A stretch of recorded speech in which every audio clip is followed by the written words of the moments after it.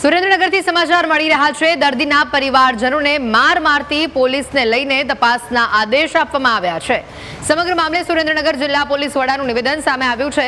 Dhrangadhra DYSP JD પુરોહિતને તપાસ સોંપવામાં આવી છે। જિલ્લા પોલીસ વડાએ તપાસના આદેશ આપ્યા છે। વિડીયો પહેલા અને પછીના બનાવ અંગે તપાસ સોંપવામાં આવી છે। પાટડી પોલીસ અને દર્દીના પરિવારજનો વચ્ચે મારામારી થઈ હતી।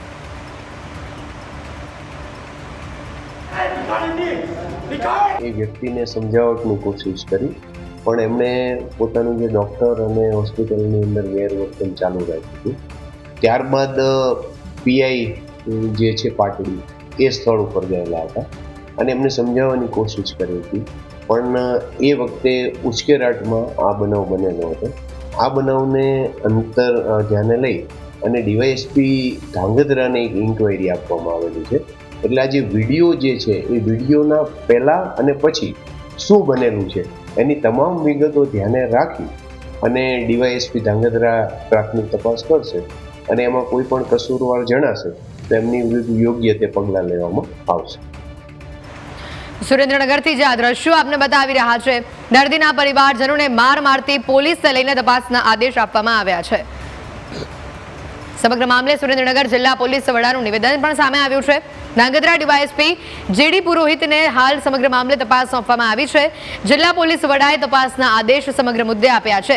વિડીયો પહેલા અને પછીના બનાવ અંગે તપાસ સોંપવામાં આવી છે। પારડી પોલીસ અને દર્દીના પરિવારજનો વચ્ચે જે હાથાપાઈ થઈ હતી, મારામારી થઈ હતી, તેના આ દ્રશ્યો પણ આપને બતાવી રહ્યા છે। 7-8 વાર એકબીજાને તમાચા મારતા આ દ્રશ્યો સામે આવી રહ્યા છે।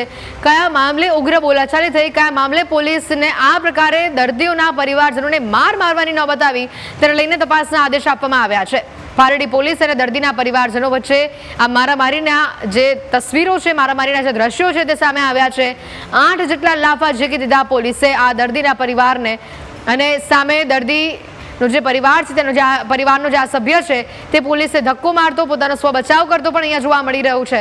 ત્યારે કયા કારણોસર આ પ્રકારેનું કૃત્ય થયું હતું, કયા કારણોસર બંને વચ્ચે મારામારી થઈ હતી, તેને લઈને તપાસ કરવામાં આવી રહી છે। વધુ વિગત જાણીશું, સંવાદદાતા વિજય જોડાઈ ચૂક્યા છે ફોન લાઈન ઉપર।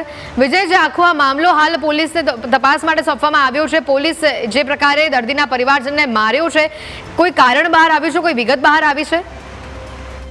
જી, હાલ તો જે જિલ્લા પોલીસ વડા દ્વારા જે વાત કરવામાં આવી છે તે અંતર્ગત જે 4 દિવસ પહેલાનો આ બનાવ હતો અને આ બનાવમાં જે મૃતક પરિવાર છે તેને કોઈ નશો કરેલી હાલતમાં હોવાનું લઈ અને જે હોસ્પિટલના ડોક્ટરના સ્ટાફ સાથે ચાલી કરી હતી, ત્યારે ડોક્ટર અને સ્ટાફ દ્વારા પોલીસને જાણ કરવામાં આવી હતી અને પોલીસ ઘટના સ્થળે પહોંચી હતી। ત્યારે આ મામલે પોલીસ સાથે કઈ રકઝક થતા જ અને પોલીસ દ્વારા મૃતકના પરિવારને માર મારતા હોવાનો જે દ્રશ્યો જોવા મળી છે, તેને લઈને જિલ્લા પોલીસ વડા ગિરીશ પંડ્યા તપાસના આદેશ આપવામાં આવ્યા છે, જેમાં ડીવાયએસપી ધાંગધ્રાને આ તપાસના આદેશ આપ્યા છે। ત્યારે બનાવ પહેલા અને પછીના વિડીયોની ખરાઈ કરી અને જે પણ આમાં દોષી હશે તેની સામે કડક કાર્યવાહી કરવામાં આવશે। તેમજ આ મૃતક પરિવાર છે તેના જેની સાથે મારામારી થઈ છે તેની સામે પણ દારૂ પીધેલી હોય, નશામાં હોય તે અંગેનો ગુનો પણ નોંધવામાં આવ્યો છે। જી બિલકુલ વિજય, આભાર વિગતો બદલ।